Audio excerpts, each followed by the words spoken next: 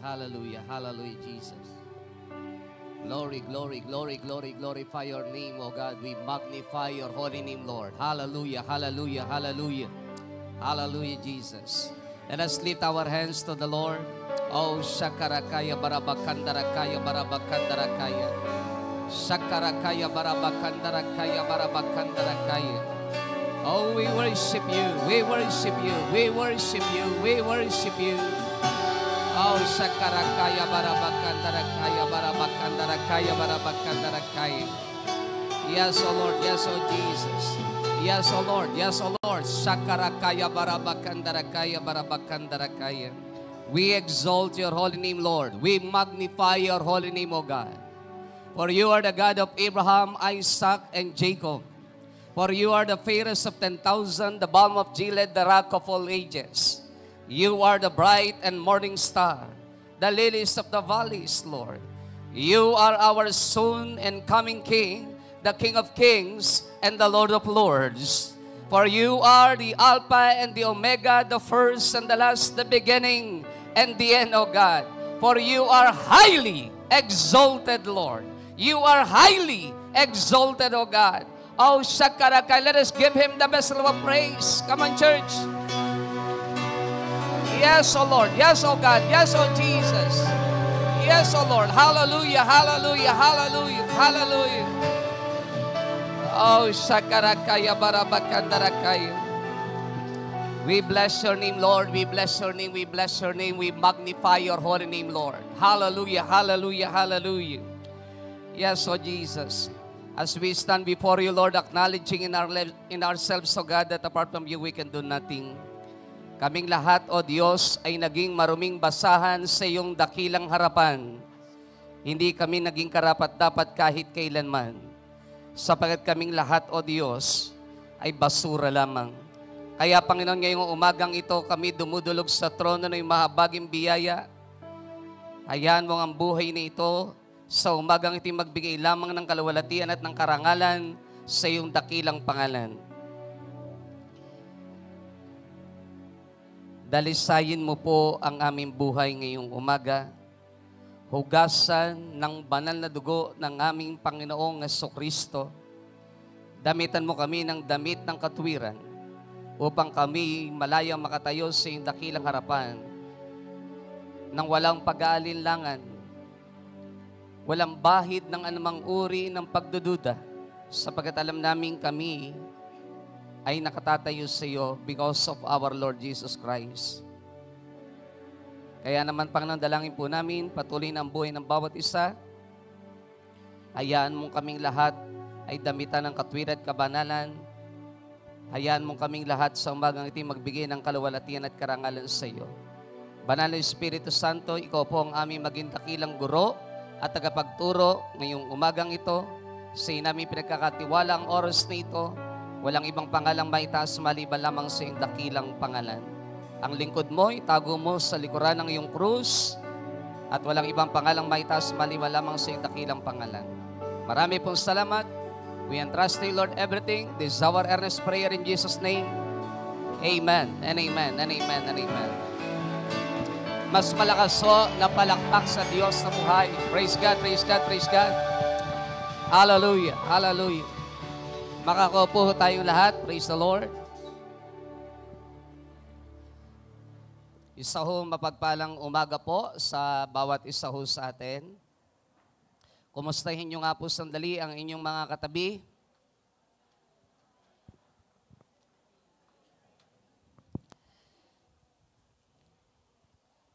Praise the Lord. Malinaw ho ba ako sa likuran?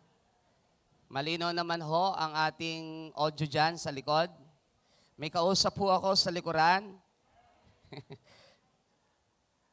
Are you ready para makinig ng salita ng Diyos? Parang hindi naman ho halata. Handa na ho ba kayo makinig ng mensahe ng Panginoon? Hoping na ang bawat isa ho sa atin ay nakapag-umagahan ng pinakamasarap na umagahan. Amen? Amen? Sapagkat ang araw po ng pagsamba ay araw na kung saan ang Diyos ay binibigyan po natin ng kaluguran. Sa umaga pong ito, dahil tayo po, hindi pa rin po tayo umaalis sa ating pinaka-monthly theme, a revival, a call to celebrate the fullness of life. Natatandaan natin last Sunday, tinapik natin ang about sa ibig sabihin ng fullness of life, the Zoe, the God's kind of life.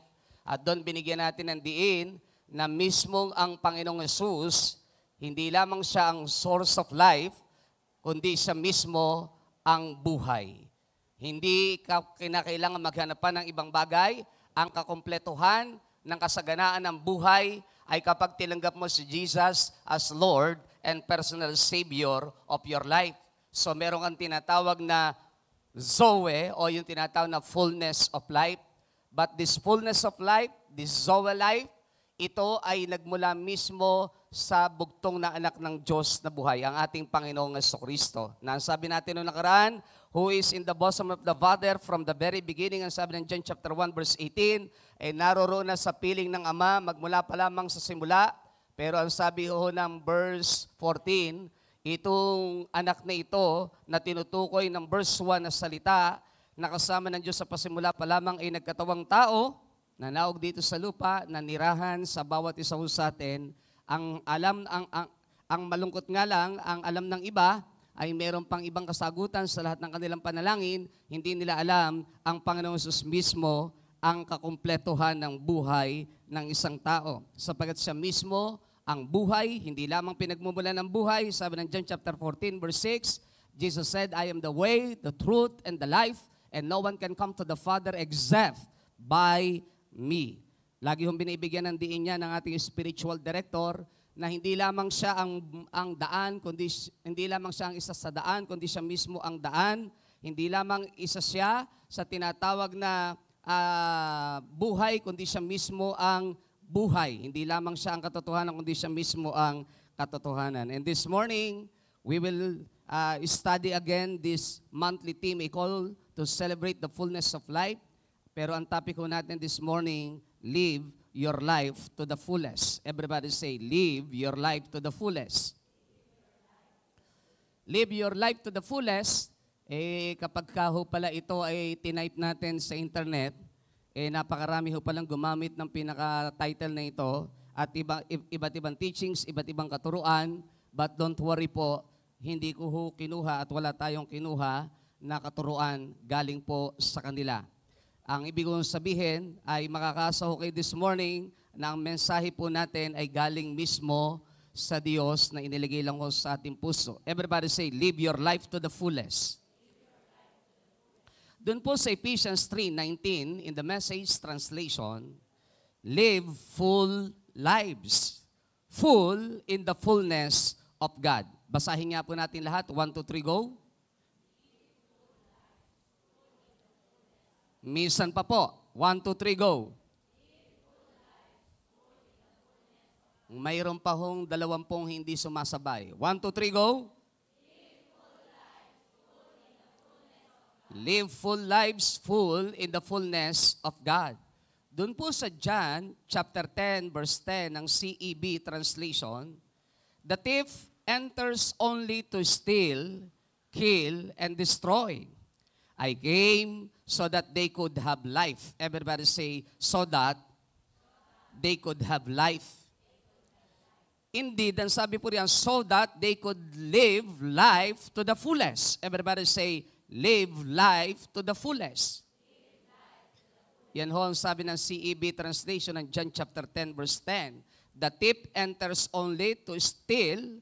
Ang magnanakaw ay dumarating o pumapasok lang sa buhay ng isang tao para magnakaw, to kill, pumatay, magwasak, to destroy. Pero sabi ni Jesus, I came, pero aking nanaog, naparito, so that they could have life. Ang tinutukoy niya ay mga tupa. Naparito ako para magkaroon sila ng buhay, indeed, so that they could live life to the fullest. Para nang sa gayon makapamuhay sila ng kanilang buhay ng lubusan. Ibig sabihin, maabot nila yung pinakatugatog, pinakalalim, pinakamahusay na tinatawag na buhay na merong ipinagkaloob ang Diyos sa bawat isa ho sa atin. Napakaganda ho niyan sa CEV translation. So that they could live life to the fullest. So that they could live life to the fullest. Those NIV, ang ginamit po ay so that they may have it more abundantly. Upang magkaroon sila ng buhay na masagana. Pero hindi ho kasi masagana lang ang tinutukoy eh. Hindi ho Zoe o God's kind of life. Ang ibig sabihin, masaganang buhay lang eh. Kung hindi yung tinatawag na exclusively o uniquely possessed by God, the God's kind of life, and mismong iyon ay matatagpuan natin sa ating Panginoong Hesus Kristo. He is the life itself o Himself. Why should we live our life to the fullest? Maaari siguro na itatanong natin, ba't ba kinakailangan pagbutihan natin ang buhay sa mundong ito? Ba't ba kinakailangan talaga na ibigay natin ang pinaka-the best ng pagdilingkod? Ba't ba kinakailangan talaga maparangalan ang Diyos? Walang masayang na bawat segundo, minuto, araw, buwan ng ating buhay. Kung ikaw ay bibigyan ng Diyos ng karapatang mabuhay ng 80 anyos, 80 years old, dapat walang masasayang sa 80 taong singkad na ipinagkatiwala sa iyo ng Diyos. Dahil lahat po tayo dito, kapag hindi tayo inabutang buhay sa rapture of the church, lahat din tayo ay mamamatay. Hebrews 9:27, it is appointed unto all men to die once after this judgment. So dahil lahat ng tao ay mamamatay, and it is certain, lahat ng tao ay uuwi sa Diyos. Kung sa Diyos, mabigat lang kung sa kabila ka uuwi. Kaya ang tanong, why should we live our life to the fullest? Ilang mga talata lang ho ang nais kong daanan bago tayo pumunta sa pinaka-gist o pinaka-sentro ng ating pong pag-aaral. In Ephesians chapter 1 verse 8 to 8 ng New Living Translation, He is so rich in kindness and grace that He purchased our freedom with the blood of His Son and forgave our sins. He has showered His kindness on us, along with all wisdom and understanding. Yung palang wisdom and understanding ay kasama lang na ibinuhos ng Diyos, pero mas nauna ang kanyang kindness. Everybody say, kindness. He is so rich in kindness and grace that He purchased our freedom with the blood of His Son. Bawat isa sa atin, ang ating kalayaan, ang ipinambayad, ang ipinantubos ay ang dugo ng kanyang anak. Capital letter ang S, referring to our Lord Jesus Christ. Doon ho sa ang salita ng Diyos salin ng Biblia sa Tagalog, sa Efeso 1:7-8, sa pamamagitan ng dugo ni Kristo, tinubos tayo na ang ibig sabihin ay pinatawad ang mga kasalanan natin. Napakalaki ng biyayang ipinagkaloob sa atin ng Diyos. Napakalaki, napakalawak yung kindness, yung grace na ipinagkaloob sa atin ng Diyos. Binigyan niya tayo ng karunungan at ng pangunawa. Sabi mo sa katabi mo, napakapalad mo, nakilala mo ang Diyos. Hindi ho kasi lahat ng tao kilala ang Diyos. Mapalad tayo dahil pati ang wisdom and understanding ay regalo ng Diyos at ipinagkaloob sa bawat isa sa atin. Mapalad tayo dahil sa atin mas pinakamahalaga ang eternity. Sa mga tao sa mundong ito, ang mas mahalaga sa kanila magpakasasa sa lahat ng uri ng kabuktutan at ng kalayawan ng buhay. Kaya minsan hindi nila tayo maunawaan at minsan tayo din naman dumarating sa punto na talagang hindi rin natin sila maabot minsan pero dapat kaya nating abutin. Kaya hindi natin maabot minsan, nanghihinayang tayo sa katotohanan pag ibinabahagi natin sa kanila, hindi nila tayo maunawaan. Ang Diyos napakabuti sa bawat isa sa atin. Dahil hindi lang tayo tinubos ng dugo ng Panginoong Hesus. Kaya dapat pagbutihan natin ang buhay, bagkus binigyan pa tayo ng wisdom and understanding. Hindi ho lahat ay mayroon yan. Napakapalad nyo. I-congratulate nyo po ang nasa kanan at nasa katabi nyo po. Tama po ang sabi na Ephesians 2 verse 8-9 ng NIV translation. For it is by grace you have been saved through faith. And this is not from yourselves. This is not from yourselves. It is the gift of God, not by works, that no one can boast. Tama ho ang Epeso . Ito'y dahil sa biyaya ng Diyos kaya tayo naligtas sa pamamagitan ng ating pananampalataya. And this is not from us, this is not from ourselves. It is a gift of God. Regalo po ng Diyos ang biyaya niya na tayo pong lahat naunawaan natin na tayo po ay iniligtas ng Diyos sa pamamagitan ng pananampalataya na ang Diyos din naman na nagkaloob ho sa atin. Kaya nga wala ho tayong angking anumang bagay na pwede nating sabihin kaya tayo nariritot na born again dahil meron tayong maipagmamalaki o nakita ang Diyos na any credentials. No, amen. Dahil ang bawat isa ho sa atin ay recipients lamang ng kanyang unlimited favor, ng kanyang tinatawag na unfathomable na tinatawag na grace, mahirap minsan abutin ang biyaya ng Diyos. Yung taas, yung lalim, yung lapad, yung lawak, hindi mo maiintindihan Napakalalim, napakalawak. 1 Peter 1 verse 9 ng ERV translation. Pasensya na ho kayo, iba-ibang translation ang ating ginagamit dahil meron ho tayong gustong bigyan ng diin. You were bought with the precious blood of Christ's death. Everybody say, you were bought with the precious blood of Christ's death. He was a pure and perfect sacrificial lamb. Bakit kailangan pagbutihin ng buhay? Ba't kinakailangan ang bawat isa sa atin mabuhay up to the fullest?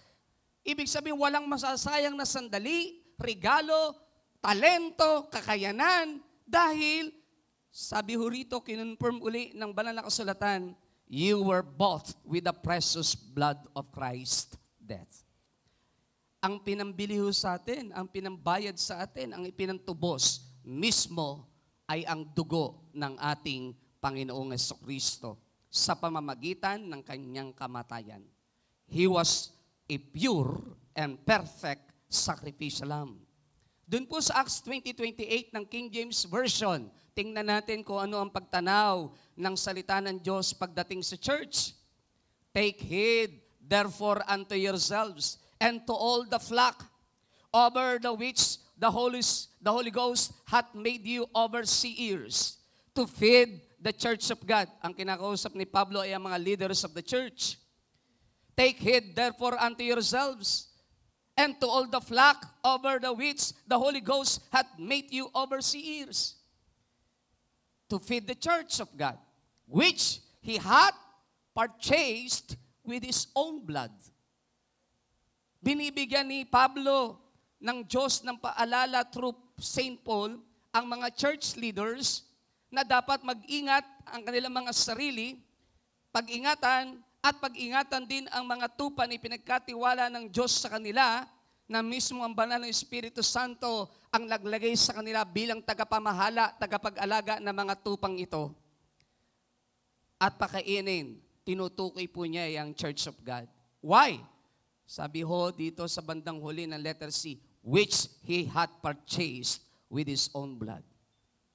Dahil ang ipinantubos, dahil ang ipinambayad ng ating kasalanan ay ang kanya mismong sariling dugo. Hindi ba tayo dapat magpakatino, sorry for the word? Hindi pa tayo dapat iayos ang buhay? Hindi pa dapat na wala tayong sasayangin sapagkat hindi ho tayo binili ng salapi, ng ginto, ng pilak. Hindi tayo binili ng anumang material na bagay sa mundong ito. Bagkus ay ang kanyang sariling buhay, dugong banal ang dumanak. Napakahalaga. Hindi kayang pantayan. Sabi nga ho ng marami, ang ipinampirma ng ating kalayaan ay ang dugo mismo ng ating Panginoong Jesucristo. Kaya nang sabihin niyang, it is finished, tatalastay. Ibig sabihin, ginanap niya ang lahat ng kaligtasan o ang requirements ng kaligtasan na dapat sana ikaw at ako ang magbayad. Sige ho, palakpakan natin sandali ang Panginoon. In Galatians 3:13 ng New Living Version, Christ bought us with His blood and made us free from the law. Tinubos tayo mismo ng dugo ng Panginoon Jesus at pinalaya pa magmula sa kautusan sa napakaraming bagay na bawal ito, hindi pwede ito. Lahat tayo pinalaya dun eh. Dati ho tayo, no, hindi mananampalataya, ang dami nating pamahiin. ultimo bintana, hindi mo alam kung saan mo yaharap. Pag nakita ka ng mga magulang mo nung araw, pati pintuan mo na nakaharap sa sikat ng araw, magagalit sa iyo. Napakaraming pamahiin. Hindi ho ba? Kapag nalaglag ang kutsara o ang tinidor, napakarami ho natin pamahiin nung araw. Tayo ho, sana ho'y wala nang ganyan. Andyan pa ho ba tayo? Na ultimo, lahat ng kilos natin, tayo ho'y nasa ilalim ng lahat ng bagay na parang hindi pwede ka agad yan. Ganito. Ala naman sinasabi ang Bible. Hindi ba? Ang dami. Ang daming pamahiin sinusunod. Wala sa balan ng kasulatan. Sa bagay, kahit nga ho ang pagrorosaryo sinusunod. Sorry ho. Pero wala din ho sa balan ng kasulatan. Pag-aralan niyo po ang Roman Catholic Church, ang nagbaba ng komando na iyan ay ang Papa lamang sa Roma. Bahagi ng kanilang tinatawag na konstitusyon o parang artikulo, kailangan mong gawin. Pero pag tinanong mo, ano ibig sabihin nun? Basta, mahalaga, yun. Hindi, ang Pilipino, tayo, madali tayong kuhanin ng iba dahil madali tayong sumunod. Kaya hindi tayo nag-aaral kung totoo ba yung ginagawa natin. Kaya ang dali ho nating maloko eh. Andyan pa ho ba tayo? O, kita nyo nga ho ngayon sa social media, may magte-text lang sa'yo. Kailangan mo raw i-upgrade o i-update ang iyong GCash. Naku mga kapatid, scam po yun. Marami hong ganyan. Text message, mayroong link, papupuntahin ka doon. Sa bagay ho, ako wala ho takot dyan eh. Kasi kahit kuhanin nila GCash ko, I don't care.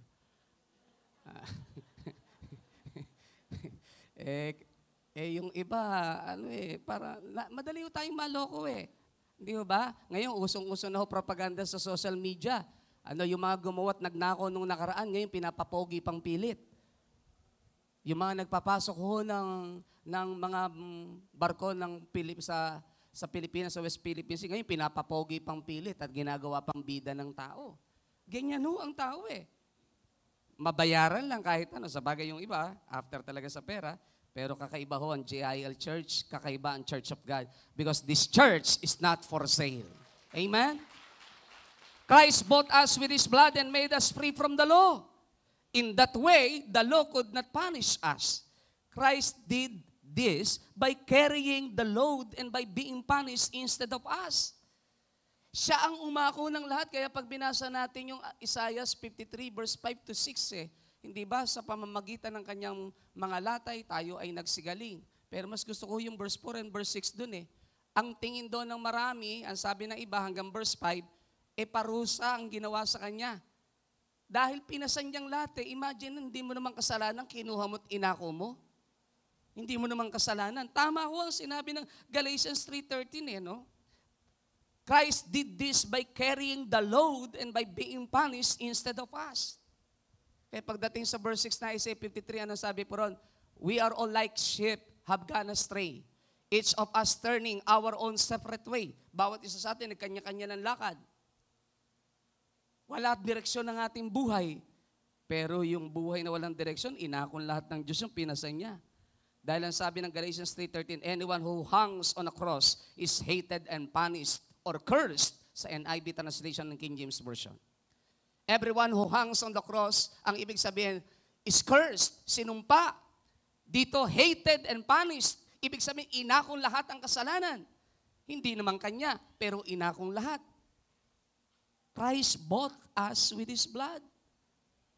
Kaya napakaganda hong tingnan, bakit ba kailangan ng ating buhay na ito, pagbutihin natin at magamit natin ang buhay ng lubos, walang regrets, walang tinatawag na pagsisisi. Sayang, nakapanghihinayang. Kung sana nung malakas pa ako, naglingkod na ako. Pero ngayon, hindi na ako makatayo.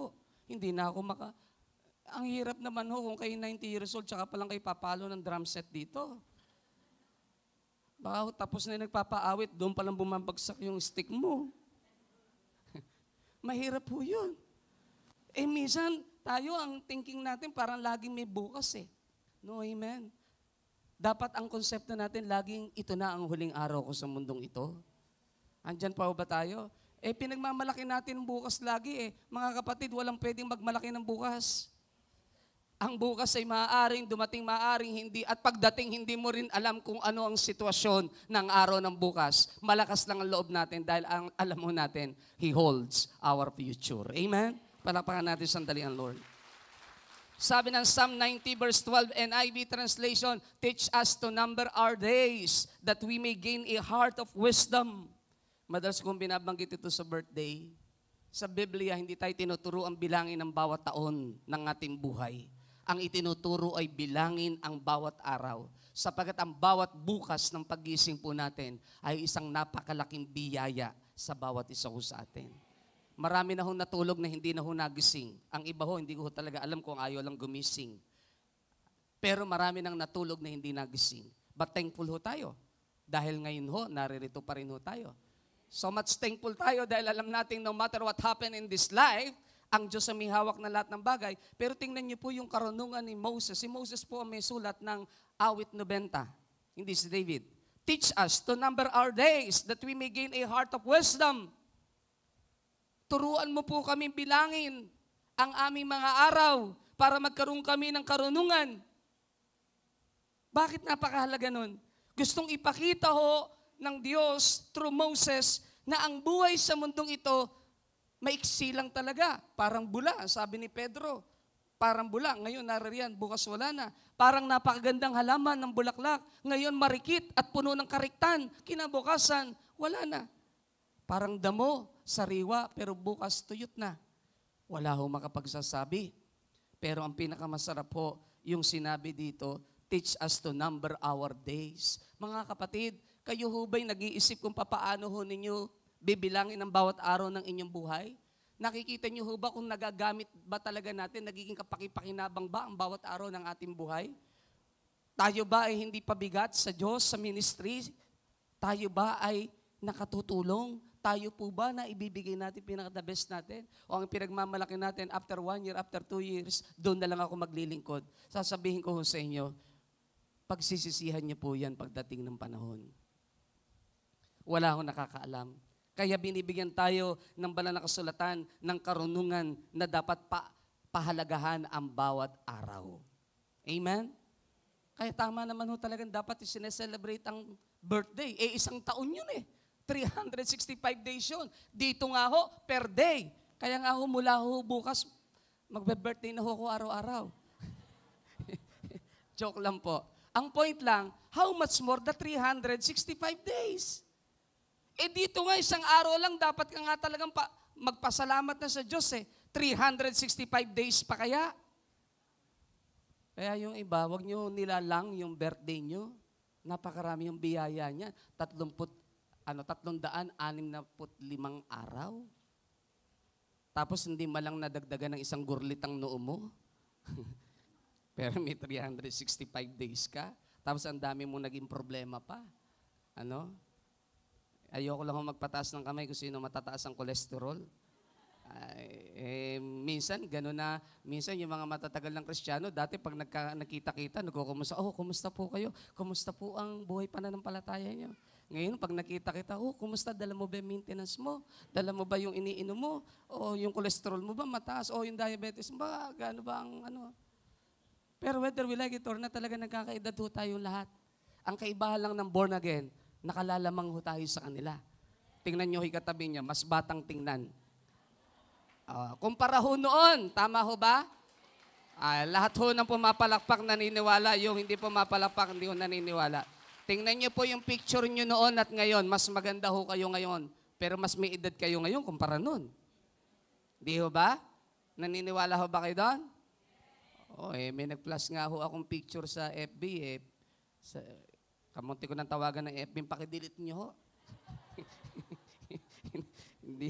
hindi magandang tingnan. Daig pa yung na wanted ng 7 taon, 12 taon. Tayo ho lahat, mapagpasalamat natin sa Lord. Pine-preserve ng Diyos maging ang cellula at tissue ng ating katawan. Of course, pag appointed time na natin, wala tayong choice kundi umuwi sa Diyos. Pero yun ang pinakamahalagang bahagi ng ating buhay. Hindi ho ang mundong ito. Dito ho, mahalagang mag-prepare tayo, maghanda tayo. mahalagang turuan natin ang buhay na ito, magkaroon tayo ng sapat na karunungan kung paano gagamitin ang ating buhay Kristiyano at pananampalataya, pero hindi po doon ang tunay na buhay. Tanong, how to live a life to the fullest? How to live life to the fullest? Number 1, acknowledging God's sovereignty in every situation. Pakibasa nga ho natin lahat. 1, 2, 3, go. Acknowledging God's, parang bigla ho kayong humihina pagdating doon sa, pakiulit nga ho. 1, 2, 3, go. Kala ko kung ano sasabihin nyo eh. Acknowledging God's sovereignty in every situation. Why? Anong ibig sabihin? Tingnan niyo po, balikan natin ang aral na ito. Genesis 45, 7-8 ng NIV translation. Ang sabi ni Joseph, "But God sent me ahead of you to preserve for you a remnant on earth and to save your lives by a great deliverance." By a great deliverance. So then, it was not you who sent me here, but God. He made me father to Pharaoh, lord of his entire household, and ruler of all in Egypt, of all Egypt. Ano ang context ng Genesis 45, 7-8? Alam ho natin. Alam natin, si Joseph at the age of 17 years old ay ipinagkandulo ng kanyang mga kapatid. Ipinagbenta nung una tangkang papatayin dahil nainggit, nagalit sa pangitaing ibinahagi ni Joseph. Na isang araw, to cut the story, na ang kanyang mga kapatid at magulang ay yuyukod sa kanya. Naghalit ang kanyang mga kapatid. Tangkas siyang papatayin, pero ang ginawa nila, inihulog nila sa malalim na balon. Pero nung dumadaan ang mga Ismailita, ang ginawa ho ng mga kapatid, kinuha si Joseph, kinuha ang damit, at pinunit-punit, nilagyan ng dugo, ibinenta si Joseph, pero yung damit inuwi sa kanyang ama na si Jacob at sinabi na nilapa po siya ng mababangis na hayop. Patay na po ang inyong anak. Si Joseph, alam natin, 13 years, 13 taong naghirap sa Egypt dahil namanipula ang kanyang buhay. May mga ginamit ang kaaway, inakusahan siya, pati ang asawa ng Pharaoh, na gagahasain niya, gagalawin niya, kaya siya nakulong. Alam natin, nung siya nakulong, ang hirap ng kanyang buhay, lahat-lahat. And after that, nung makakalaya na yung kanyang kasamahan, na siya din naman na nag-interpret ng vision, ng dreams, sabi niya, alalahanin mo naman ako pag nasa harap ka na ng Pharaoh, pero nung nasa harap na, nakalimutan na. Sa mga tao ho, madali kayong sasamaan loob kapag kakaalam niyo ho na may nagawa kayong kabutihan, hindi kayo nagagawan din ng kabutihan. Dapat ready ho kayo dyan. Sapagkat hindi lahat ng tao ay pwede nyo asahang gantihan kayo. Kaya masarap tumulong nang wala kang inaasahang kapalit. But lumipas ang ilang taon, sige ho, pwede ho natin palakpakan ng Lord. Lumipas ang ilang taon, nagkaroon ng panaginip, ang Pharaoh, naalala ng dating cupbearer na meron palang Joseph sa dungeon na nakakulong, magaling mag-interpret ng dreams, isa-shortcut lang ho natin. Dumating ang time ng pabor ng Diyos kay Joseph. At the age of 30 years old, like Jesus, nang ginamit ng Diyos sa ministry. Kaya nga sa theology at sa mga, I forgot the exact word, ginagamit si Joseph, typical, as a type of Christ. Because at the age of 30, si Joseph ay naging gobernador ng Ehipto. Dahil na-interpret niya ang 7 taong kasaganaan at ang 7 taong kagutuman. Nung dumating ang 7 taong kasaganaan, ang ginawa ni Joseph, dahil ginawa siyang perong gobernador na, dahil siya nag-interpret, ikaw na maging gobernador. Siya nag-interpret, so ang ginawa niya, 7 taong kasaganaan, nag-ipon siya at nag-imbak ng pagkain. Nang dumating ang 7 taong kagutuman, hindi lang sa Ehipto, maging sa kapaligiran ng bansang Ehipto, lahat ay naghirap at nagutom. And one of them is no other than his own family. Alam natin ang istorya. Dumating ang time na ang mga kapatid ni Joseph pumunta sa Ehipto para humingi ng tulong at may makain sila. Hindi nila alam ang kaharap nila ang kanilang kapatid mismo. Gumawa si Joseph ng plot kasi gusto niya makita ang kanyang kapatid ang kanyang paboritong kapatid, si Benjamin, gusto niya makita ang kanyang ama, gumawa siya ng paraan para mapadala doon ang kanyang buong pamilya. Pero alam natin ang kasaysayan, nung naroroon na ang buong pamilya ni Joseph, kaharap na niya, actually, may panggigigil. Kasi pag nakita mo yung mga taong kaharap mo na lahat ay nanloko sa iyo, hindi ko alam kung ano mararamdaman mo eh. Yung pinamalita kang patay ka. Yung iba, ipinamamalita ka sa mga kung ano-ano chismisang walang katotohanan. Pag nakaharap mo yung mga ganun tao, hindi ko alam kung hindi umaakit ang dugo nyo sa ulo eh. No? Si Joseph, nung kaharap niya, hindi niya alam kung ano gagawin niya. Pero ang sabi ng context, pumasok siya sa loob ng kanyang kwarto. Umiyak at nanangis ng napakalakas na halos marinig ng buong bayan ng Ehipto ang kanyang iyak. Ako po'y naniniwala, yun yung lalim ng hugot na hindi alam ni Joseph kung paano niya harapin ang kanyang mga kapatid at pamilya. At the same time ay ang awa niya dito. Dahil sila ang gumawa ng mali, pero siya na ginawa ng mali ang nasa tamang posisyon at pinagpala ng Diyos. Noong time na yon, ano ang sabi ni Joseph? Balikan po natin. Nung balikan niya ang kanyang mga kapatid at harapin niya, sabi ng mga kapatid niya, nung malaman niyang, nung sabihin ni Joseph na, hindi niyo ba alam na ako ito? Si Joseph na inyong kapatid. Bigla nabago ang atmosphere. Natakot ang kanyang mga kapatid. Nung makita ni Joseph na takot ang kanyang mga kapatid at humihingi ng sorry sa kanya, ano sabi ni Joseph? But God sent me ahead of you. Pinauna ko dito ng Diyos to preserve for you a remnant on earth and to save your lives by a great deliverance. Pinauna ako ng Diyos dito para ihanda ang lahat para sa inyo at para sa inyong kaligtasan. And take note, ang mga kapatid niya ang naging dahilan kung ba't siya napunta doon. Pero tingnan niyo po ang pananaw ni Joseph. So then, it was not you who sent me here, but God. He made me father to Pharaoh, lord of his entire household, and ruler of all Egypt. Gusto niyo ho bang makapamuhay up to the fullest? You have to let go and let God. Hindi ka po pwedeng mag-stay o hindi ka pwedeng mabuhay sa napakaraming sama ng loob, galit ng buhay mo. Hindi ka makamumubuon, kapatid. You have to acknowledge God's sovereignty in every situations. Kung meron mang nangyaring injustices, o ikaw man ay naloko, o ikaw man ay hindi nakatanggap ng maayos na pagtrato ng ibang tao, gusto ko pong sabihin sa inyo, kung natisod ka man sa loob ng church, pwede ka pa rin magpatuloy. Sapagkat at the end of the day, marirealize mo kung gaano makapangyarihan ng Diyos na pinaglilingkuran mo. Amen? Mas malakas ho na palakpak sa Diyos.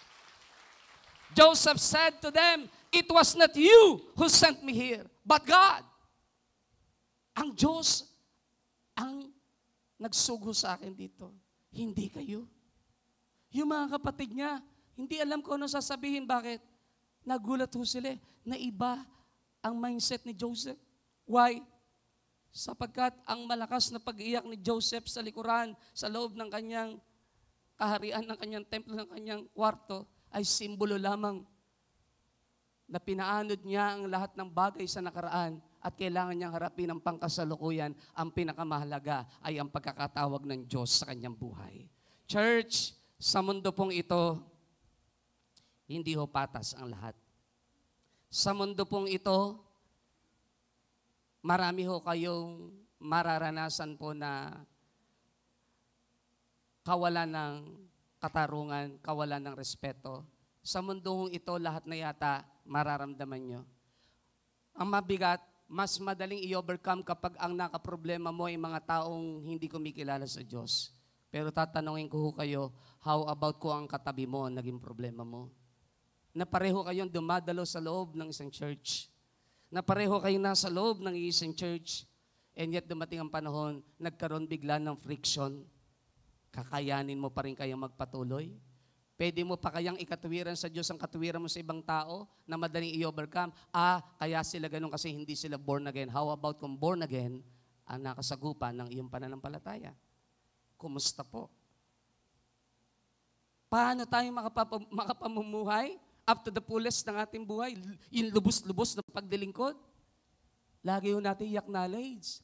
Kahit ano gawin ng demonyo at ng tao sa paligid natin, ang sovereignty ng Diyos, hindi ho po pwedeng kontrolin ng kahit sino man sa mundong ito. Sabi ni Job 42 verse 2, I know that you can do all things and no plans of yours can be thwarted by men. Alam ko, kaya mong gawin ang lahat ng bagay. At walang plano ka na pwedeng pakialaman ng sinumang tao. Sabi ni Job sa verse 5, nung una naririnig lang kita, pero ngayon nakita na kita.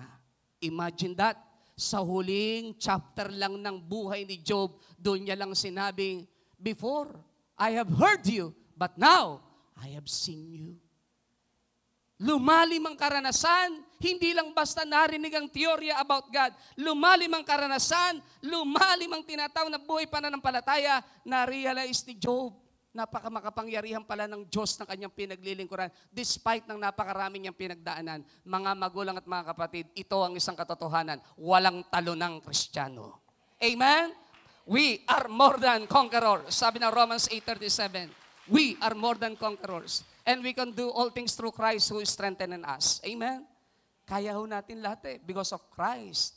Alam natin nasa atin. Kaya nga ang tema natin ito nakaraang anniversary, Christ is the answer.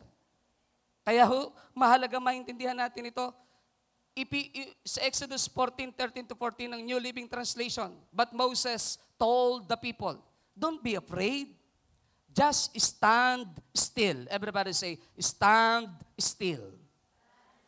And watch the Lord rescue you today. The Egyptians you see today will never see again. The Lord Himself will fight for you. Just stay calm. The Lord Himself will fight for you. Just stay calm. Kapatid, kalmado lang. Bagamat mahalaga ang sampal squad, bagamat mahalaga yon, pero pwede rin maging kalmado. Kami ho kahapon kasi nagkakabiroan dito dahil minsan yung pagiging Kristiyano natin nagcha-challenge Ako nung araw, kapag challenge yung aking buhay pananampalataya ng mga tao, lagi kong sinasabi kapag ako nakasingle na motor, sakay ko yung, inihatid ko yung 3 anak ko, naniniwala ko kayo, sabay-sabay yun, 4 ho kami pagkakahatid-hatid ko yon at kinatho ako ng 4 wheels o sino man jeep, aaminin ko sa inyo at hindi ho ako nagsisinungaling pero pinagsisihan ko na ho sa Diyos. Hinahabol ko yun. Ipaparada ko sa unahan ng sasakyan ng jeep. Bababain ko po yun. Isa lang ho ang sasabihin ko sa kanya. Tandaan mo, isang tingga lang ang ulo mo. Ibuwal mo na ako, banggay mo na ako lang, pero huwag kasama ang anak ko, tiyak papatayin kita. Ganun ho ako Kapag umakit na dugo ko sa ulo ko, ganun ho ako. Bakit? Noon hong araw, wala naman tayong solid faith sa Lord. Naging aktivista tayo, hindi tayo takot mamatay. Ngayon pa kaya na tayo born again, matatakot tayong mamatay? Sabi ko minsan doon sa mga malalaki katawan at matatangkad, tandaan mo to, hindi palakihan ng katawan at katangkaran. Unahan lang ng kuhanan ng buhay. Pag nauna ka, mapalad ka. Pag nauna ako, talo ka. Pero pag namatay ako hindi nagsisip, impyerno ko. Naunawaan ko lang naman yun, ako ho ay malalim na sa pananampalataya. Pero lagi ko sinasabi yun, huwag mo akong tatakotin kahit matangkad ka. Unahan lang ng kuhanan ng buhay. Pero napakaganda ho ng paalala rito, the Lord Himself will fight for you. Sabihin niyo po sa inyong kanan at kaliwa, the Lord Himself will fight for you. Gusto ko ho yung dulo, just stay. Kaya niyo ho ba sabihin sa kanan at kaliwa yan? Just stay. Kailangan lang kalmado. Andyan pa ho ba tayo? Kalmado dapat. Dahil pag tayo kalmado, ina-acknowledge natin that God is in control. We acknowledge His sovereignty over all things and over all situations. Andyan pa ho tayo? Sa totoo lang nakakatakot ngang kalaban tayo Hindi nga lang alam ng mundo. Dahil pag tayo kinalaban ng mundo, ang kalaban nila ang Diyos. Nakita niyo po ba ron? The Lord Himself will fight Sa NIV po ang ginamit, I will fight for you. Kaya nga may awit tayo na, I will fight for you. Doon ho galing yun. I will fight for you. By the power of my spirit, says the Lord. Gusto ko po yung una. In the day of the battle, you'll be fearless. In the midst of the storm, you will prevail. Sa panahon ng laban, you'll be fearless. Wala kang magiging takot. Bakit? Ang Diyos ang kasama mo Kahit ang demonyo, hindi po pwedeng gumalaw pag ang Diyos ang nasa tabi natin. Naalala niyo binanggit ng Psalm 118 verse 6 and 7? Sabi ni David, if the Lord is on my side, I do not fear. What can man do to me? Sabi ng Hebrews 13 verse 6, the Lord is my help. Sabi ng Psalm 121, my eyes looks saan? To the hills, where is my help? Saan nanggagaling ang ating tulong? My help comes from the Lord, the maker of the heavens and the earth. Sino kakatakutan natin? Ang kasama nating Diyos ay ang creator ng buong universe. Kaya sa mundong ito, kapag naintindihan natin ito, magiging kalmado ka kapatid, sapagkat lahat ng laban, nandiyan ang Diyos. Kaya kahit may nangyayari sa paligid, kaya mo pa rin ibigay ang pinaka-the best sa paglilingkod. Dahil ang Diyos, kasama mo at ilalaban ang laban mo. Amen? Palakpakan natin ng Panginoon. God will fight for you. Sabihin nyo sa kanan, God will fight for you. Kaya si Joseph, hinangaan ko po Niloko siya, ginawan siya ng hindi tama, halos patayin siya. Ngayon siya nasa posisyon, anytime pwede niyang papatay lahat ng kanyang kapatid kung gugustuhin niya. Pero mas pinili ni Joseph ang maging better rather than to be bitter. Mas pinili ni Joseph na magpatawad kaysa magkimkim ng galit at ng sama ng loob. Amen? Sa mga kapatid ho natin na may mga usaping lupa at pinag-aawayan ng lupa, huwag niyo hong ipagpalit ang inyong relasyon. Lupa lang ho yan. Pinakamasarap pa rin ang nagdadamayan na pamilya. Amen? Pinakamasarap pa rin ho yun. Masarap pa rin ho na ang kapitbahay mo, kahit po maganda ugali sa'yo, mahalin mo pa rin. Talagang wala kang choice Hindi, nagtanong din ba kayo, bakit siya naging kapitbahay nyo? Nag-pray ba kayo sa Lord? Lord, ba't po ba siya kapitbahay ko? Minsan ko na ho tinanong yan Bakit ba Lord dito mo kami dinala? Napakasarap kapitbahay niya. Di ba? Na yun po ba naitanong nyo na rin? Maganda rin siguro pwede nyo itanong sa Lord. Baka sagutin kayo ng Panginoon. Bakit siya ang kapitbahay ko? Isa lang ho ang masarap pa rin ang maraming kapitbahay na kasundo kahit may mga weaknesses. Amen? Kapag may sakit, may biglang ihahatid sa ospital, kapitbahay ang unang tatawagin. Kapag may sunog, kapitbahay ang unang tatawagin. Di ba? Kapag biglang may away, ang unang aawat, kapitbahay din. Kaya hindi po pwedeng kaaway ang kapitbahay. Pakisabi ko sa kaliwa, dapat mahal mo kapitbahay mo. Sabi nung isa, naku, pastor, kung ikaw kaya kapitbahay nun.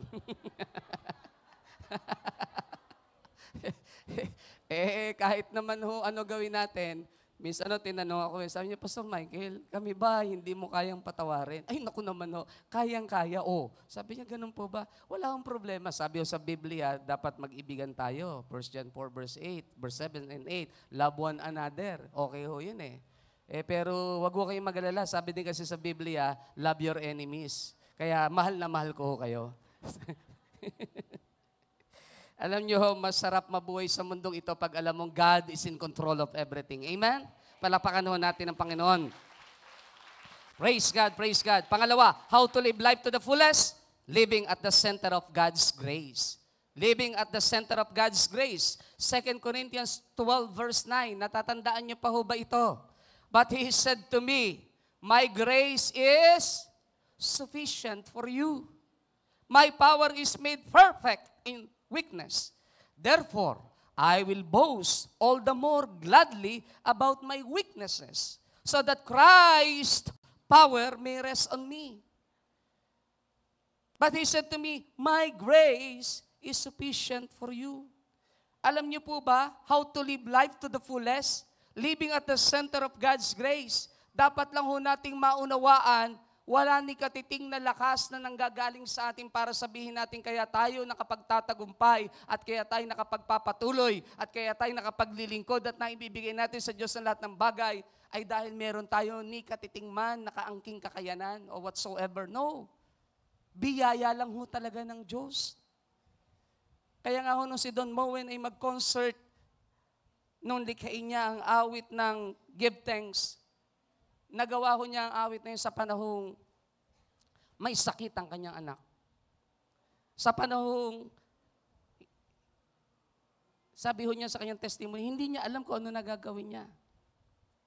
Doon ho sumibol ang awit na in every situations give thanks. Pero ano sabi ng chorus?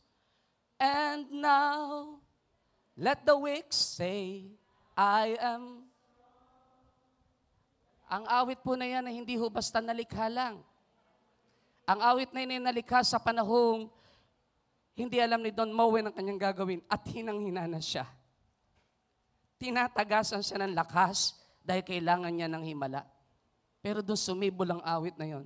And now, let the weak say, I am strong.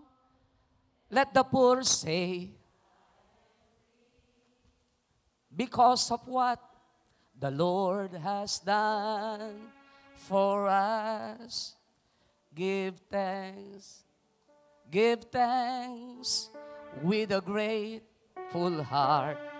Give thanks to the Holy One. Give thanks because He's given Jesus Christ, His Son. Come on, church. Give thanks with a grateful heart. Give thanks to the Holy One. Give thanks because He's given Jesus Christ, His Son. And now, let the weak say, I am strong.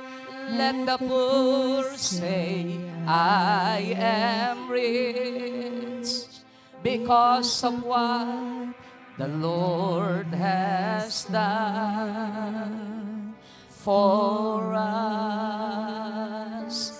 And now, let the weak say, I am strong. Let the poor say, I am rich, because of what the Lord has done for us. Give. Father, I pray to each and every one of your people, O God, who are here right now. Stretch your hand, Lord, your graceful hand, to each and every one of your people, O God, this morning. At hipuin mo po ang bawat bahaging punong-puno ng kahinaan, ng takot, ng kalungkutan. Hipuin mo po ang buhay ng iyong mga anak this morning, Lord. I pray, Lord, visit them, Lord, and speak unto them, O God. And reveal to each and every one of us, O Lord, that it is only by grace, O God. Bakit ho kami nakapagpapatuloy sa aming paglilingkod? Salamat, salamat. Palakpakan ho natin sandali ang Lord.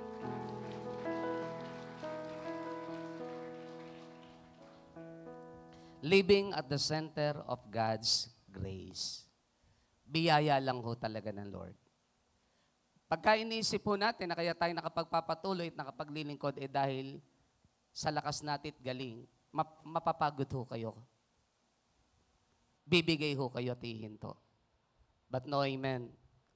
Biyaya lang ho ng Diyos Kaya ho tayo nagpapatuloy sa ating paglilingkod. It's all because of Him. At kapag ho naintindihan natin ito, ano man ang nangyayari sa paligid natin, sa pamilya natin, sa ating personal na buhay, kabuhayan man yan, tutuloy ka. Pati pagsamba mo, hindi mo ipagpapalit. Why?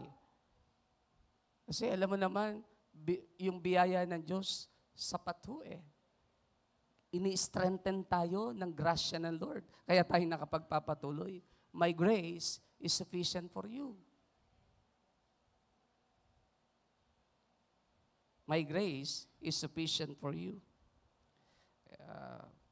Kabisado ho natin ang napakarami ho nating songs about that. But kailangan ko ho munang tapusin ito. Pangatlo, how to live life to the fullest?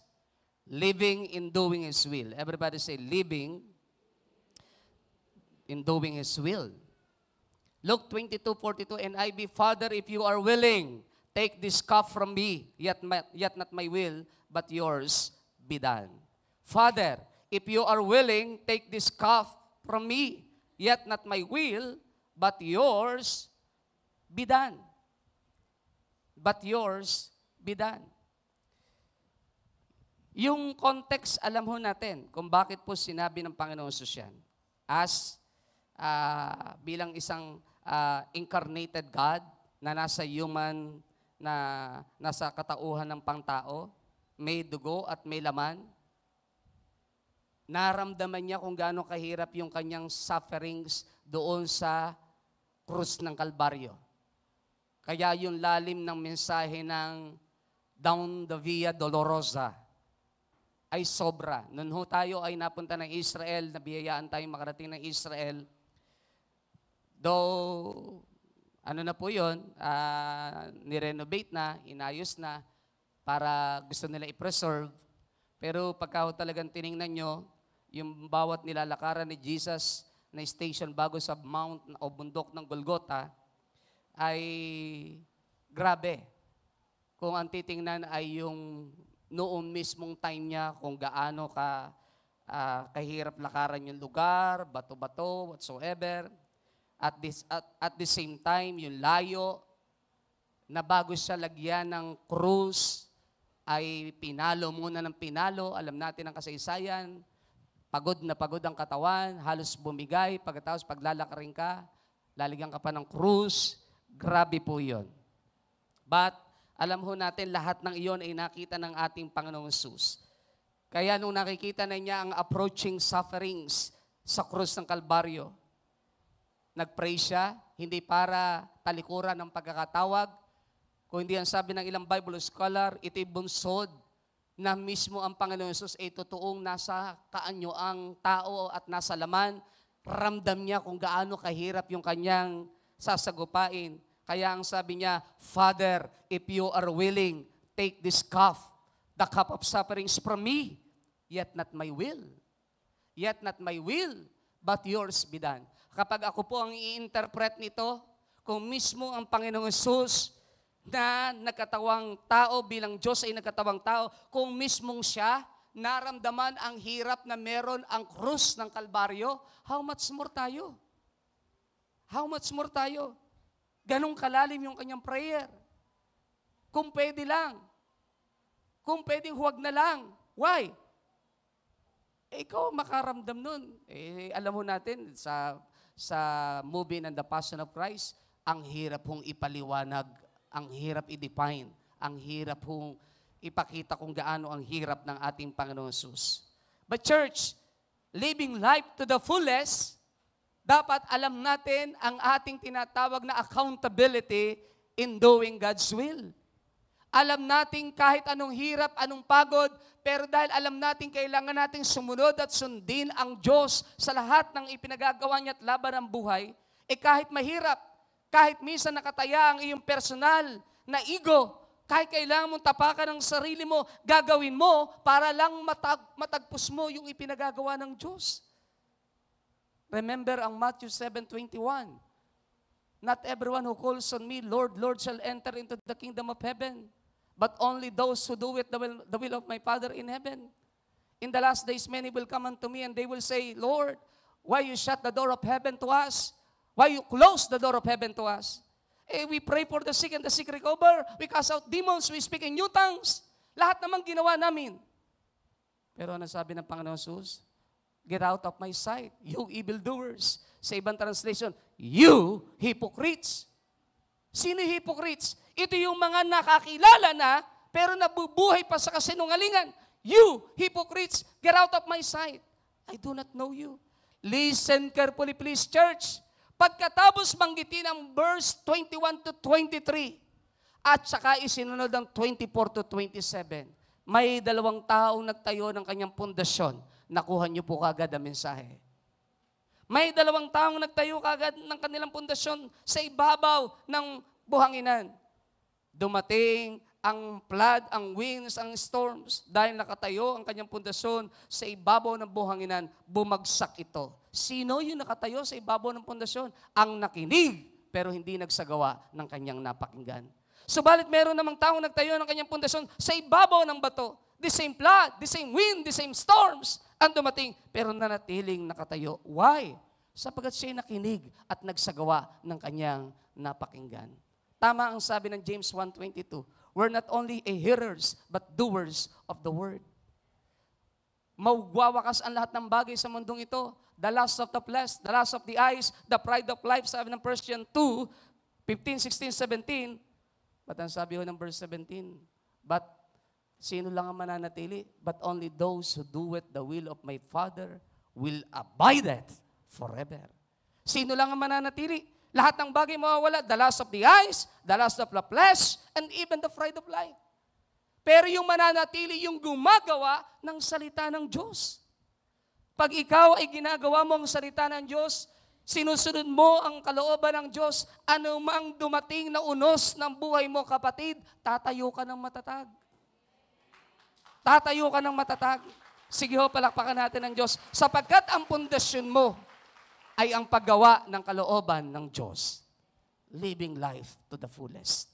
Kaya ibinigay ang Joshua, chapter 1, verse 8. Balikan natin ang basic verse na ito. Keep this book of the law always on your lips. Meditate on it day and night, so that you may be careful to do everything written in it. Then you will be prosperous and successful. Keep this book of the law always on your lips. Meditate on it day and night.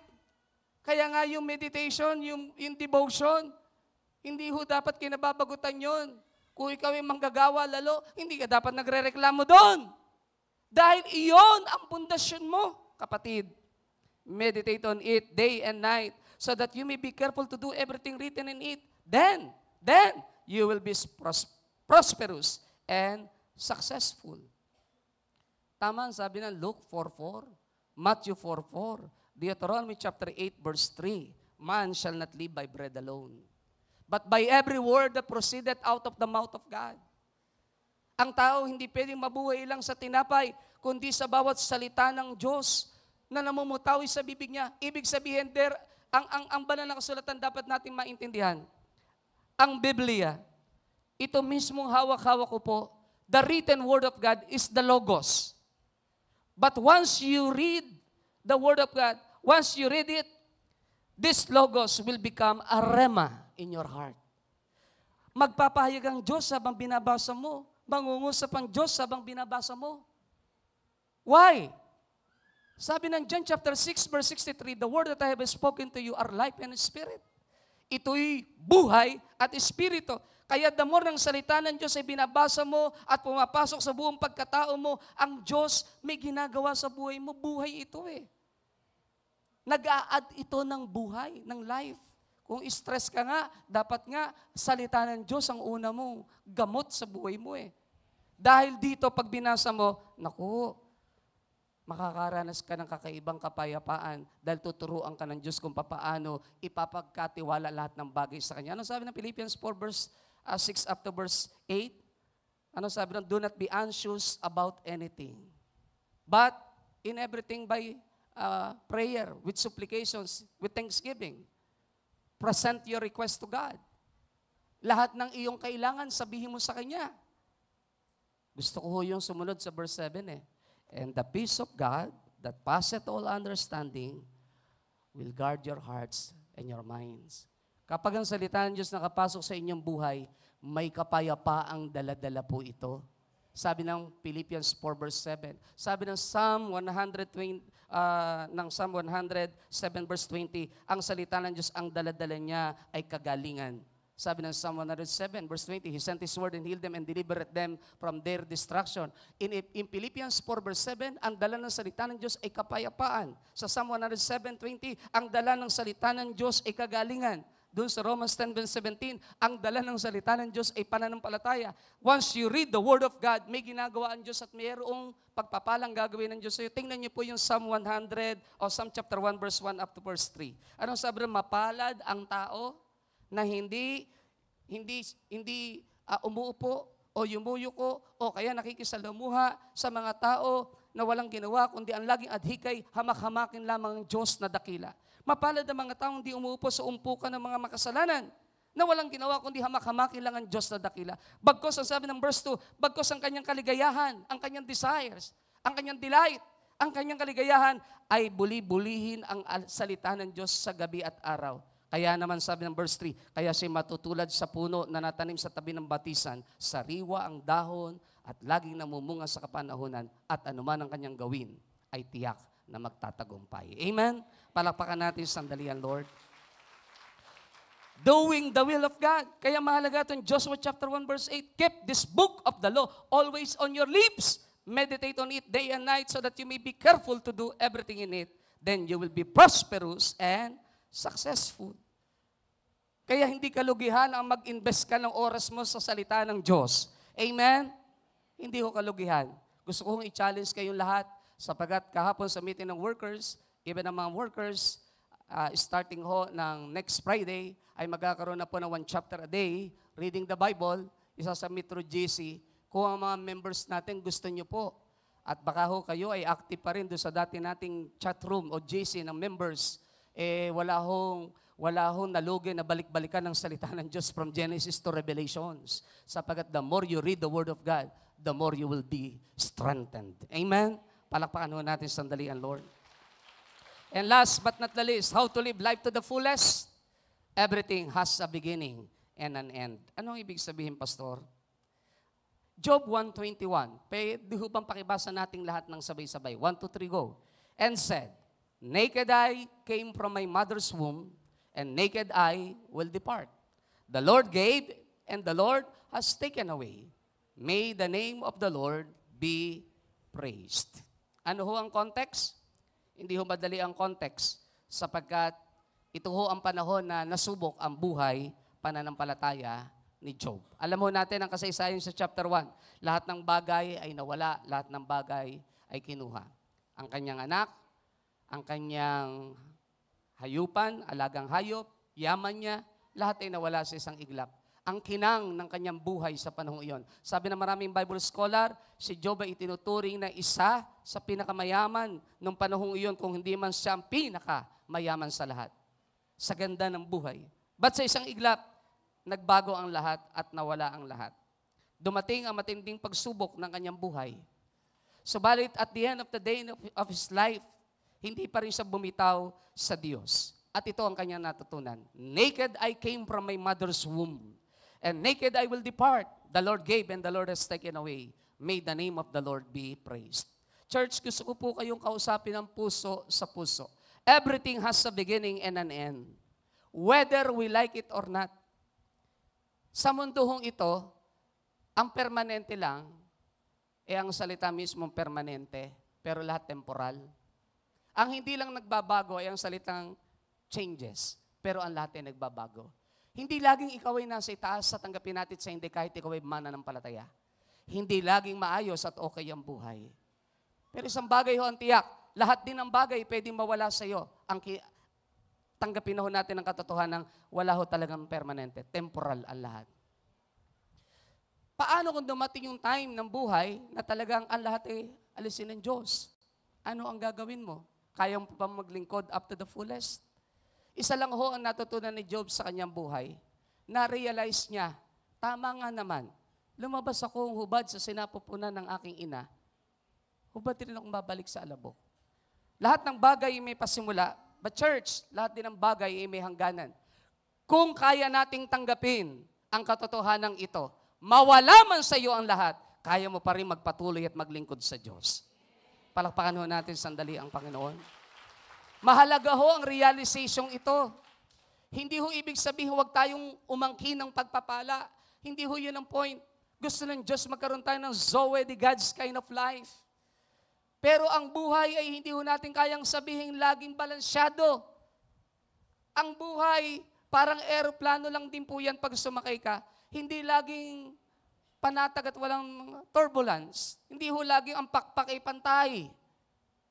May pagkakataon din hong gumigewang at nauubos lahat ng prayer mo at pananampalataya. Sa buhay pong ito, my beloved brothers and sisters, let us accept the reality. Wala hong permanente sa mundong ito. Pero may permanenteng Diyos at Diyos na hindi nagbabago. Sabi ng Malakay 3 verse 6, I the Lord, I changed not. Ako ang Diyos, hindi ako nagbabago. Sa lahat ng panahon, sa lahat ng sitwasyon, ang Diyos po natin, hindi ho nagbabago. Kaya masarap paglingkuran. At kung mayayanig man ang ekonomiya ng Pilipinas at mayayanig ang buhay natin sa mundong ito, wag lang ho natin kakalimutan kailanman hindi pwedeng yanigin ang kaharian ng Diyos. Karapat dapat pa rin ho siyang paglingkuran. Karapat dapat pa rin ho siyang papurihan. Amen? Kaya ang ganda ho ng realization ni Job, nakita niya sa kanyang buhay, naked I came from my mother's womb, and naked I will depart. The Lord gave and the Lord has taken away. Na-realize din ni Job, lahat ay galing din naman sa Diyos kasi. The Lord gave and the Lord has taken away. Nanyaw hinihingi ng Diyos si Isaac kay Abraham 3 days, magmula nang sabihin ng Diyos hanggang sa maglakbay, hindi kumikibo si Abraham. Why? Mahirap kumibo. Ang hiningi sa iyo ay ang pinakamamahal mong anak. I-offer mo sa Mount Moriah. Papahirapan ka pa dahil magta-travel ka. Mahirap kumibo. Maaaring marami tayong isipin ba't hindi kumibo si Abraham. Pero isang bagay ho ang tiyak. Sa mga pagkakataong lahat ay nasusubok at lahat ay nawawala at binabawi. My beloved brothers and sisters, ang pinakamasarap pa rin tanggaping katotohanan, kaya nating sabihin at ilaban, karapat dapat pa rin purihin ng Diyos in every situations ng ating buhay. Sa lahat ng sitwasyon, karapat dapat pa rin purihin ang Panginoon. Kaya ho tayo may song na, ang nais ko'y purihin ka, Jesus. Ang nais ko'y purihin kang lubos. Ano ho, chorus? Sa bagyo, sa galak at sa pag-asa, ang nais ko'y purihin ka, Jesus. Sa bagyo at sa galak at sa pag-asa, ang nais ko'y purihin ka, Jesus. Ilang sitwasyon ng buhay niyo po ang dumating tayo na talagang pinilit mong itaas ang kamay mo at purihin mo ang Diyos despite na hurt ka, despite na nasaktan ka, despite na alam mong may tampo ka, despite na punong-puno ang puso mo ng maraming tanong, pero tinaas mo pa rin yung kamay mo. Pinuri mo pa rin ang Diyos.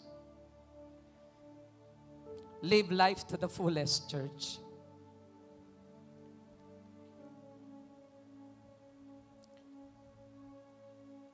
Someone said, ends are not bad things.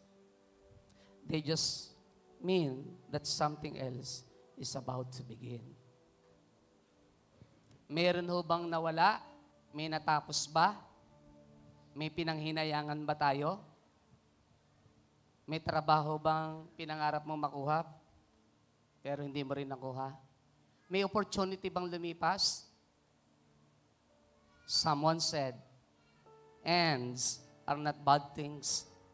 They just mean that something else is about to begin. My beloved brothers and sisters, nang matutunan ni Job na ibalik sa Diyos ang lahat ng papuri, lahat din ho ay ibinalik ng Diyos. Nagpasimula uli ang Diyos ang bagong bagay sa kanyang buhay. Hindi ko sinabing masarap ang buhay ni Job. Pag ako tatanungin nyo, hindi ko kayang sabihin masaya ang pakiramdam kapag ang mahal mo sa buhay ay nawala. Kahit palitan ng Diyos ng panibago. Pero may gusto lang patunayan ng Diyos. Ends are not bad things. They just mean that something else is about to begin. Ang pinakamahalaga po in any situations ng ating buhay, in all circumstances, give thanks to the Lord. What it is God's will. And let yung tinatawag na praises and worship be uttered pa rin po natin sa Kanya. Kaya pa rin natin ibigay. Kaya pa rin po natin awitan ng Diyos. Kaya pa rin natin papurihan ng Lord.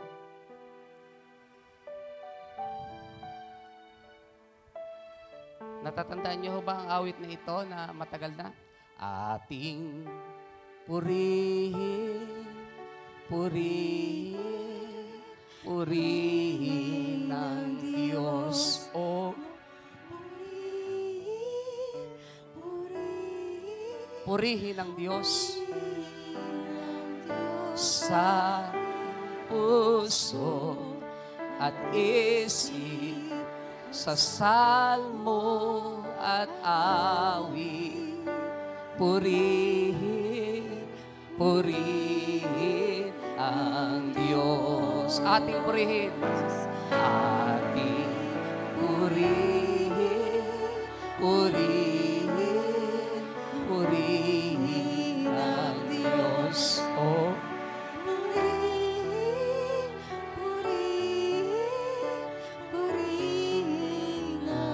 Daigin niyo po ng pagpupuri ang inyo pong sitwasyon sa buhay. Come on, church.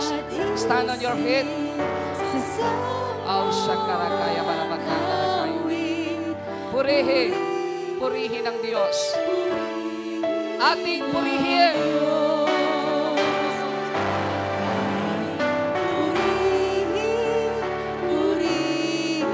Purihin ang Diyos. Oh, purihin.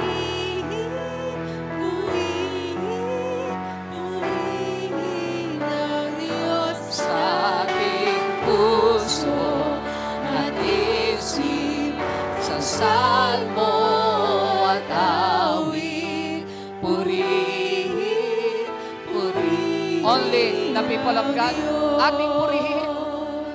Ating, come on church, daigin niyo po ng pagpupuri ang bawat sitwasyon ng buhay, ang bawat hamon, ang bawat laban, ang bawat pagsubok.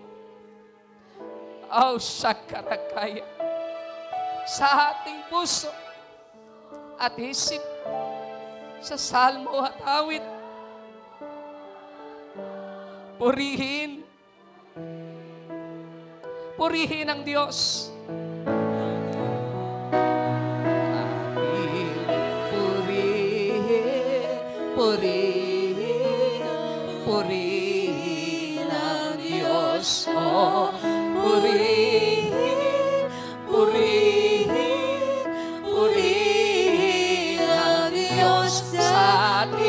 Puso at isip, sa salmo at awit, purihin. Come on church, let us lift our hands to the Lord. Daigin niyo po ng pagpupuri ang inyong sitwasyon. Oh, sa kayamanan, kayamanan Diyos. Sa kayamanan, purihin. Purihin ang Diyos sa ating puso at isip, sa salmo at awit, purihin ang Diyos. Purihin. Come on, church. Ating purihin.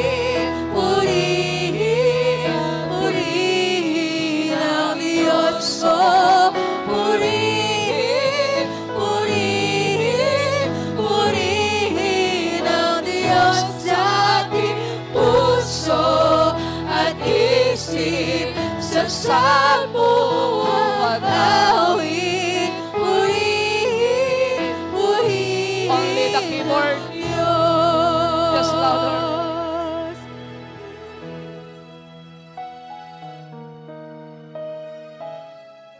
Aw, syakara kayo.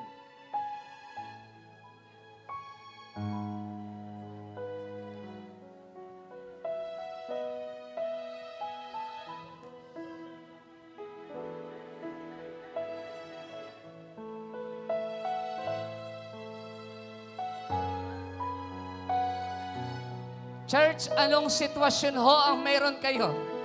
May pagsubok, may bagyo ng buhay, may problema, may hinihiling na hindi pa natatanggap o natutupad, may sakit at may karamdaman. Ano mang sitwasyon, purihin natin ang Diyos. Live your life to the fullest. Ang paglilingkod po ay hindi kinakailangan lagyan ng panuntunan. Ang paglilingkod ay hindi kinakailangan langkapan ng anumang uri ng kondisyon. Ang totoong paglilingkod sa Diyos at lubusang paggamit ng bawat lakas at buhay na meron po tayo. That no matter what our situations, so God, no matter what the situations looks like, kaya ho natin magtaas ng kamay at kaya ho natin magpuri sa Diyos. Kaya ho natin pasalamatan ng Diyos. Oh, sakara kaya barabakan. Don't worry, church. He inhabits the praises of His people. At pag ang Diyos ay bumaba, gagawa ang Diyos ng himala. Oh, sakaya barabakan darakaya. Sakaya barabakan darakaya barabakan. Sakaya barabakan darakaya barabakan.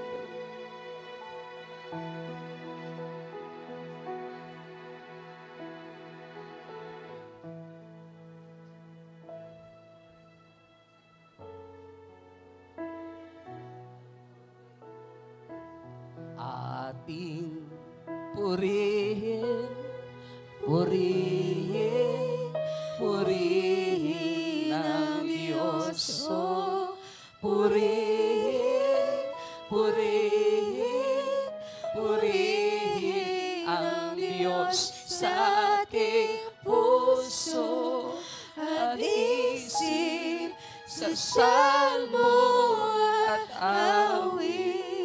Purihin, purihin. Minsan pa, church, ating purihin. Ating purihin, purihin, purihin ang Diyos. Oh, purihin, purihin, purihin ang Diyos sa ating puso at isip, sa salmo at awit, purihin. Come on, church! Oh, declare it! Declare it! Purihin, hallelujah! Oh, hallelujah! Pinupuri ka natin, O Diyos! Pinasasalamatan ka namin sa lahat ng bagay. Oh, sakaya barabakan at isip, sa salmo at awit, purihin. Church, be ready, God is about to move. Ating purihin, sayaya barabakan ang Diyos. Sakaya barabakan darakaya. Purihin ang Diyos sa ating puso at isip, sa salmo at awit, purihin, purihin ang Diyos. Panginoon, soros po rito, maging ang mga nakasubaybay sa aming YouTube channel, O God. Dalangin ko po, anumang sitwasyon at kalagayan ng buhay, abutin mo po, O Diyos, ang lahat ng iyong mga anak sa umagang ito. Hayaan mo po, Panginoon, maramdaman po nila ang iyong kilos at ang iyong galaw. Maramdaman po nila ang iyong kapangyarihan ng iyong banal na Espiritu Santo. Maramdaman po nilang ang Diyos naming pinaglilingkuran ay totoo at gumagawa, Panginoon, ng himala sa buhay ng bawat isa po sa amin. Oh, Shakara Kaya Barabakanda. Lord, open the windows of heaven. Let there be an open heaven upon your people, O God, right now, O God. And let all the benefits of the cross of Calvary, O God, continue pa to be released upon your people in the name of Jesus. All the benefits of the cross of Calvary, including healing, oh God, including miracles, oh Lord, including blessings, financial blessings, oh God, spiritual blessings, oh God. All the benefits of the cross of Calvary, oh God, including favor and provisions coming from you. Oh, Shakarakaya Barabakandara Barabakandara. Salamat, salamat, salamat po, Diyos. Pwede bang palakpakan natin ang Diyos na buhay? Mas malakas na palakpak. Come on, church. Oh, Sakaya Baraba. Church, mas malakas pa ho dyan. Yes.